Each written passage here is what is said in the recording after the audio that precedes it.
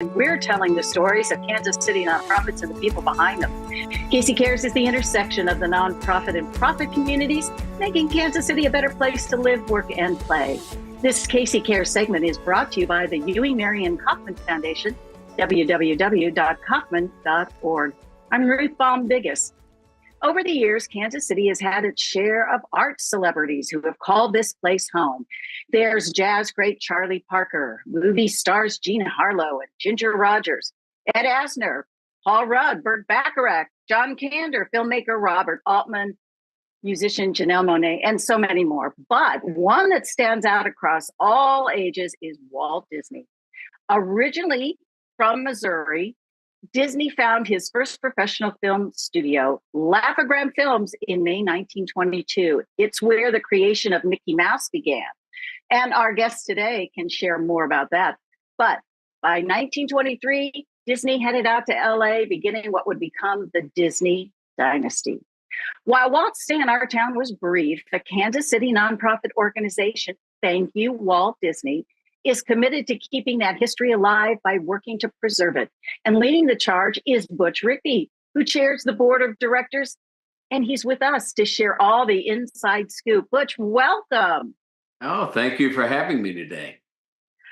I want you to give us that, because you are a Disney historian, I would say. You know all this background. Give us a little bit more information about Walt Disney and his connection to Kansas City. Sure. Well, Walt was born in Chicago, Illinois, and at about 5 years old, the family moved to Marceline, Missouri, because his father was Elias was sort of a serial entrepreneur, and he was trying his hand at farming in Marceline. But by the time Walt was 9 years old, the farming business was over. And while Marceline had a tremendous impact on his life, Disneyland, Main Street USA is really Marceline, Missouri, reimagined, by Walt. But he came to Kansas City at 9 years old. He carried the Kansas City Star because his father had a paper route for the Star, and often described those cold Kansas City mornings and a lot of snow back then.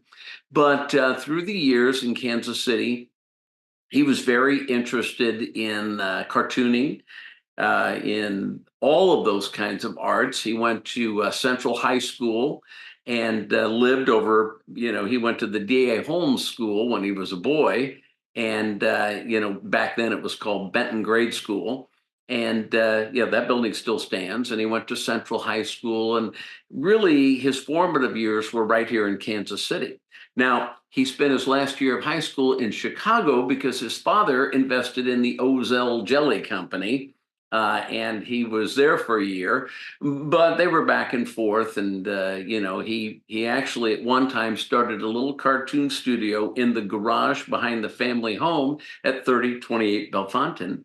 And, like many great American entrepreneurial stories, his company really did have its founding in a garage. Now, of course, that was not his ultimate, Kansas City cartoon studio. He worked at the Kansas City Slide Company, or Kansas City Film Ed Company, as it was known, and worked for A.V. Cogger, and met a young guy named Ub Iwerks. And the two of them eventually, after starting Iwerks Disney and letting that go, started Laugh-O-Gram Films in May of 1922.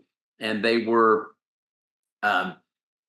two 21-year-old guys, and they had hired all these 18-year-old guys by putting an ad in the Kansas City Star that said, "Come learn to be a cartoonist down at Laugh-O-Gram Films." And they made some pretty good films there. And, they had a little mouse that Walt would feed on his desk. It was a field mouse. It was so tame, and they called him Mortimer. And, 5-6 years later, that mouse would inspire another famous cartoon mouse named Mickey Mouse when they were forced to give up the rights to a cartoon rabbit. But that's another part of the story. Well, I just want to be honest to our listeners. I was wrong. Walt was not born in Missouri, but he did come here in his youth. So thank you for correcting me. I want to make sure we're accurate. I don't want anybody to feel that we're rewriting history, as it were. So there's this really key part of his life that really, it's like the impetus of what would become the Walt Disney dynasty really had its iterations here. How many films did the two of them do during their short stint here? Well, and actually, the two of them, and along with several other cartoonists, did many small films here. They had a, series at the Newman Theater in Kansas City, and it was called Newman's Laugh-O-Grams. And they were the series of cartoons. They featured topics of the day. They showed potholes in the streets, which shows you nothing has changed in 100 years. They showed problems at City Hall with some corruption, and they showed all sorts of topical anecdotes about Kansas City. At one point, they made a little sing-along film for the ISIS Theater, very close, that played down the street from their office. They had guys like Hugh Harman and Rudolph Ising who worked for them. Fritz Freeling. These guys, Harman and Ising, would later follow Walt to California, as did Ub, and they would end up founding Warner Brothers cartoon department, the Merry Melodies, the Looney Tunes. They would train Hanna-Barbera. I mean, in many ways, the group that came out of the Laugh-O-Gram studio really founded 20th century motion picture animation, in the studio system as we know it today. We're often called, we weren't the founders of animation in Kansas City, but we were certainly the cradle of animation in Kansas City. Many, many great animators were recruited by Walt Disney out of Kansas City, out to Hollywood to do that. But in particular, innovation was kind of the key, as it would be for the Disney Corporation for 100 years. In Kansas City, Ub Iwerks, who was the cartoon genius behind the operation, he devised a way to put a live little girl in a cartoon world, which was sort of the opposite of what the Fleischer Studios had been doing with the cartoon character in the live world. And so they recruited a little girl named Virginia Davis to play Alice in Cartoonland. And Alice was a live girl. She was about 5 years old, maybe a little younger. And she was placed in this cartoon world and did all these great things. And if, as a matter of fact, when they went bankrupt in Kansas City, when they, literally Walt was, not the greatest business person in the world, and he put all his eggs in one basket, and the distributor went bankrupt, so they went bankrupt along with him. But he was able to keep the rights to his little Alice cartoon, and he took it to Hollywood with him, and he started showing it to distributors, and kind of teamed up with his brother out there, Roy. And so the first thing they did was a series of Alice cartoons in Hollywood, and he was able to convince Virginia's parents to move out to California and to take her with and sign a contract to do a dozen cartoons or so until they got a new girl later on. Entrepreneurial in every way, which you are. So let's fast forward now that we have that history, which is so rich and fun to hear about. This place was here where he did his work. So bring us into how Thank You, Walt Disney happened and how you got engaged in this really cool endeavor. Well, Thank You, Walt Disney happened because in 1994, I had an opportunity to go out and meet Walt Disney's daughter, Diane Disney, in Jefferson City, Missouri, when her father's bust of Walt Disney, was being inducted into the Hall of Famous Missourians. And I just asked to interview her, and I was gathering some film footage, and we thought about a small film, but mostly I wanted to get her on film talking about her father, and got to know her pretty well. And when I got back from that trip, a local radio disc jockey named John, now forgetting, John Ship, and I did it with John Hart. And John Hart, the disc jockey, called me and said, there's not even so much as a statue or anything, not even a plaque that says, hey, Walt Disney was in our town. I said, you're right. So we started Thank You, Walt Disney, and we thought we would, first we'd build a statue, and then we thought we would, maybe educate some people and bring some speakers in and talk about that. And almost immediately, this big idea came to, to everybody to build a big museum.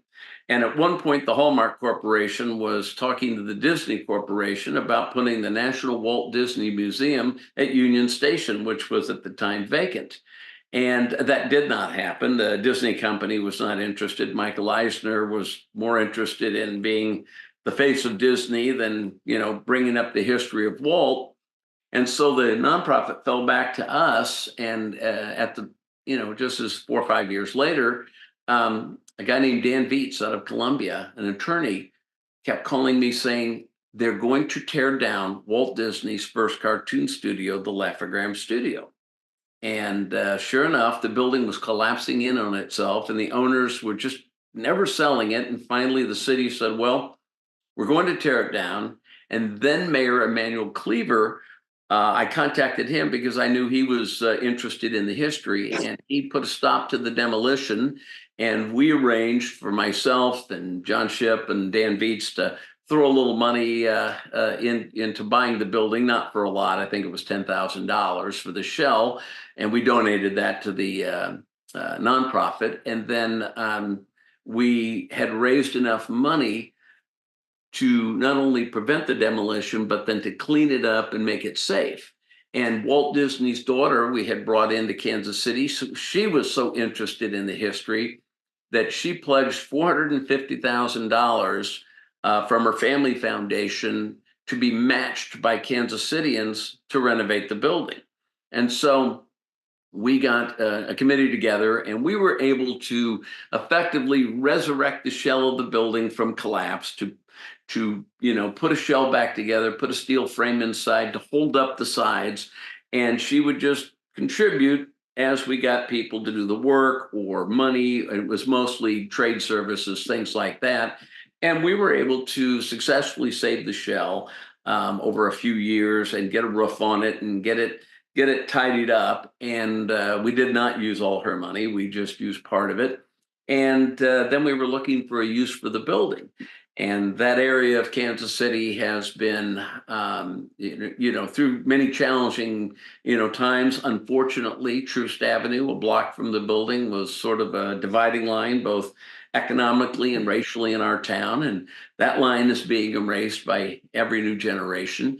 And so there's some great things going on down there. And so we have more recently, in the last few years, decided that building will be the home to the Digital Storytelling Group. That is a group, a nonprofit entity that will occupy the building and train young urban youth in the digital animation skills. Not necessarily to make cartoons, but any kind of a digital animation skill you could use on a computer, from advertising to computer programming, and a skill set that they can learn in the very rooms where the great entrepreneur Walt Disney learned, where they can feel like they're part of a history, but also they come out, feeling better about themselves, having a skill set that other people don't have, B, having a little vision of their future, because we can tell the story of a young Walt Disney who was so broke on the second floor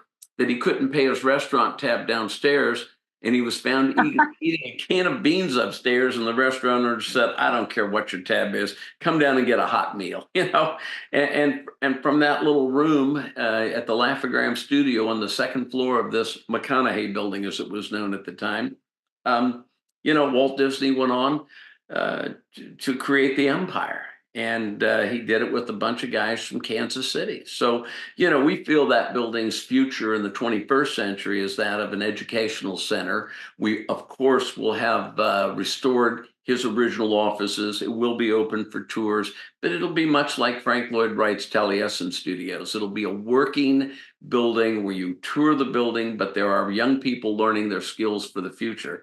And I think what a great interactive historic site that will be, instead of a static little museum.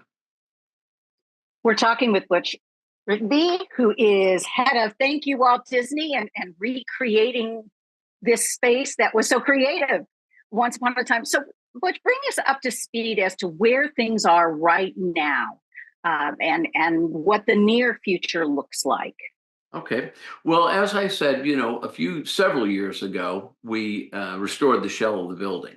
More recently, we have had the entire skin of the building retuck pointed. We were successful in getting a $160,000 grant from the TIF Commission in Kansas City. You hear about TIF funds, and they're good, they're bad. Well, on Troost, TIF funds are directed toward facade restorations, which is a great thing. And so we paired that with the money we had left over from the Disney Family Foundation, and we re-bricked retuck pointed the entire building. We put new windows on the second floor.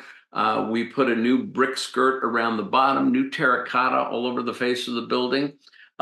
During that construction, a car ran into the building and destroyed the front half. But fortunately, State Farm made an unwitting donation to the cause. And we were able to restore that. And at the same time, we put some new structural steel in the facade portion of the building. And, it's actually coming along well. Now, Congressman Cleaver, former mayor of Kansas City, was successful in getting us a $2 million grant to start the main construction on the building. It's about a $6.4 million project. That includes not only restoration of the building, but custom outfitting of the interior for both museum tours with historical perspectives, the restoration of the offices in a period set, and then small business offices for young entrepreneurs to rent space and work alongside the young students learning the animation skills. So they'll serve as both mentors, but also they'll have access to the equipment and the facilities for the animation center. And so we've got $2 million. We're getting ready to start that. We've also received a donation of $100,000 from the Schutte Foundation. We received $50,000 from the UMB Bank. We've received $50,000 from Bank of America, along with several other smaller donations. We have some Missouri state tax credits to dole out for those who would like to donate to us. And, effectively, we're on our way. We're working on that middle money right now, that middle 2 million, because there are several foundations that will always come in that last closing dollars. They like to see projects that are mostly done and will be successful. And so we're working on that with our state legislatures. There's a possibility of getting some funding from the state of Missouri, and we're looking at a couple of other opportunities for that middle funding, but it will happen.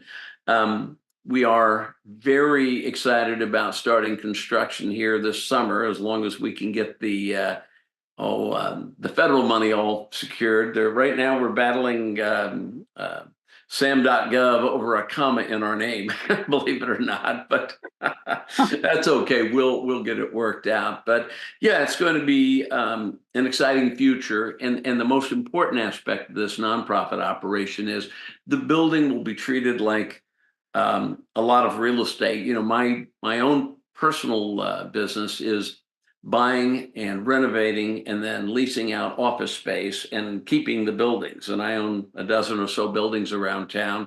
So I've done a lot of this, but each building should take care of itself. And the young entrepreneurs who will be renting office space will pay, a reasonable rate, not particularly high. We'll keep it pretty affordable.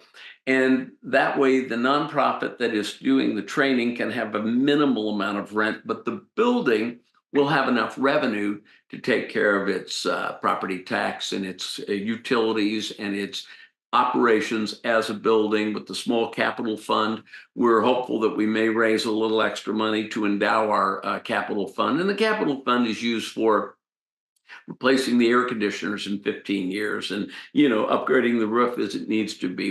We always have a capital reserve for real estate. So we're looking at this as a building that will sustain itself with proper operations. Now, will the nonprofit want to still continue to raise money, for displays or to collect artifacts? Sure. But, anybody who's investing in the building itself, we hope to, and we have been convincing them so far, that this is a long-term investment that's not just going to close down in a few years. I mean, the worst case scenario is it could become an office building if it had to, but the training center, they can't, they need so much room because they've had so much interest in what they're doing. And quite frankly, I can't think of a better use for the building than to see a kid who's been walking down the street along Trueston who might not have had such a great vision for his or her future, who gets inspired and can have a vision for their future. Because I think it's the key to success. You got to have a belief that you can do something. And I think I think it's the story of what came out of that building. Think about the fact that, we're always asked, how did Kansas City have so many influential and talented people all in Kansas City who all went out there and they were the masters of Hollywood? And I said, well, every city had that talent. Every neighborhood has that talent, but you've got to have a catalyst to give that talent an opportunity to go out there and be successful. That's what Walt Disney was. He was a catalyst for people. He wasn't a great businessman and he wasn't a great cartoonist, but he will always be known as the greatest cartoon businessman in the world. His brother Broy ran the business. His friend Ub ran the creative. But Walt was that honeybee. And so we want this building to serve that same purpose. We want to launch a few successful careers for some of these young people in a circumstance in which they otherwise might not have been able to do so. Well, you're more than well on your way. And mind you, we should, as you mentioned, this is not your full-time gig, but you are, and with a couple of other folks, running this nonprofit. So just quickly, how do you balance that? You're in business, you're making money, but you've got this passion project over here. I'm sure a lot of people would like to know how you do that. Well, I mean, first, it's important to know that every board of director is volunteer. We don't have, we have an administrative person who charges us to do some paperwork and things like this to the tune of about $1,000 a month. But, I'm very fortunate in my life. I literally was painting houses to pay for my college. And back in the days when a guy could work his way through college or a young woman could. And, so I kind of learned to be self-employed. I got rather spoiled. The notion of actually having a real job was foreign to me by the time I got out of college and law school. And I did, I also was, had a mother who, had to raise us as a widow when we were all very young. She was very clear and animate about, hey, go out there and make your way in the world. Don't feel sorry for yourself because your father died. You got to get your way through school. You're going to college. You're going to pay for it. From that, I learned, hey, go live life. And after law school, which I got a law degree, so I thought I'd produce movies, I went out to Hollywood and I worked on movie crews. I grew my hair long. I had a lot of fun and did it a couple of years. But really, I came back to Kansas City. Love Kansas City. I loved LA, but I love Kansas City more, and was able to do Thank You, Walt Disney, and was able to do the Film Society, and was able to start Film Fest Kansas City, and all these things that gave me joy. I started Screenland Theaters. And, I learned a long time ago, hey, find a balance. I don't have to work 60 hours a week only making money. I can work 60 hours a week, but I can spend 20 of those hours on passion projects. And more recently, this has been, really the focus of my extracurricular activities. And I'm also at a point in my life where, I own enough buildings that, some days I can be gone for a couple of days and the buildings are still there and they're still rented and I have a great support team. And then Gary Sage, retired from the EDC and came straight over to Thank You, Walt Disney as a volunteer. And find out he didn't really retire. And Ron Green, who heads up the storytelling group, Ron retired from Hallmark, but didn't really retire. So, we all have and Dan Vietz has been tireless in his passion. And he drives in from Columbia, Missouri all the time for meetings and things we do here. But I think you have a lot of people, and believe me, the building itself has been a long-term project. The nonprofit turns 30 years old next month, and it has been an educational nonprofit for its entire existence. But we get more identified with the cartoon studio, which is just part of what we do. But yeah, you know what? In life, if you are working on something that you love, it's not work, it's play. How can the community engage with what you're doing? There's a lot of ways to engage. If you have, some time to volunteer for events or volunteer in the building or a skill set that you can bring to the nonprofit, we'd love to hear from you. We have thankyouwaltdisney.org is our website, and there's contact forms. You can also donate. We are a 501c3 nonprofit, and we have been for decades.